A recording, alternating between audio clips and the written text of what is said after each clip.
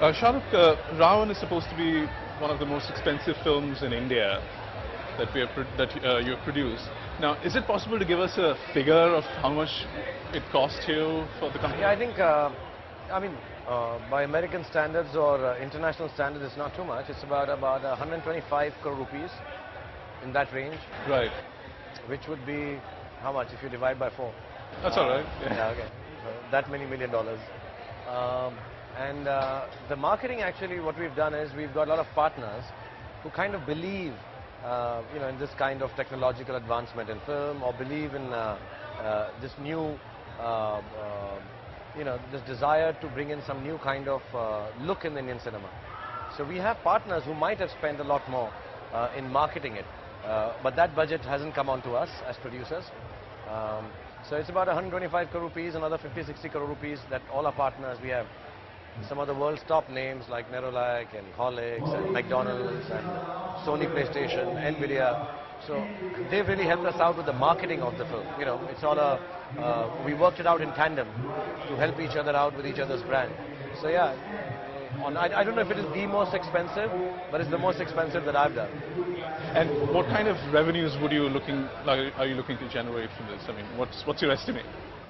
I don't know. I don't know. When I started this film, the kind of revenues this film was going to be, the kind of production cost this film would entail, I don't think those kind of revenues were possible. But I had partners like Eros International and T-Series, and they say, no, we'll put the money on your dream. And see, it's a new step forward.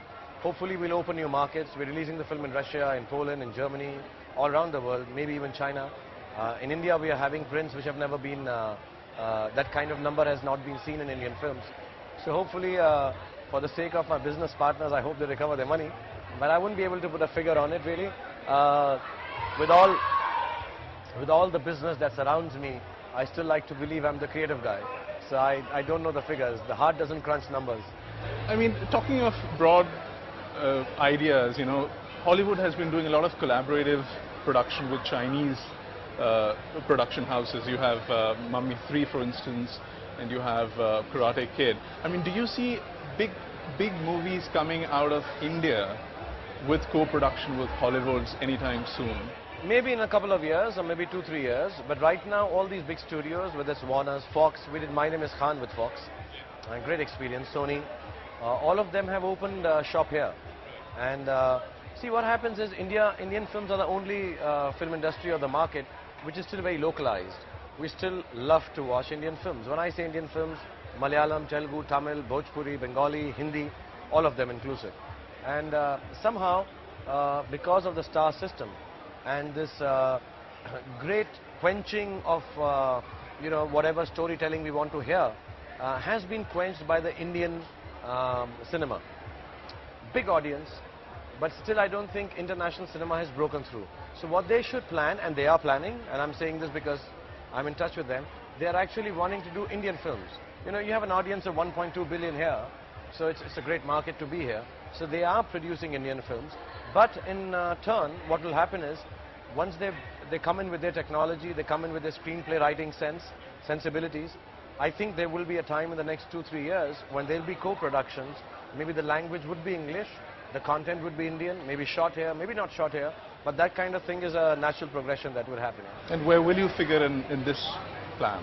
Me? Yeah. No, I just want to make an Indian film which becomes world famous. Has it been affected by accelerating inflation and rising interest rates? I mean, how is your company, for instance, trying to... I was told once the two things that don't get affected by inflation are movies and lipstick.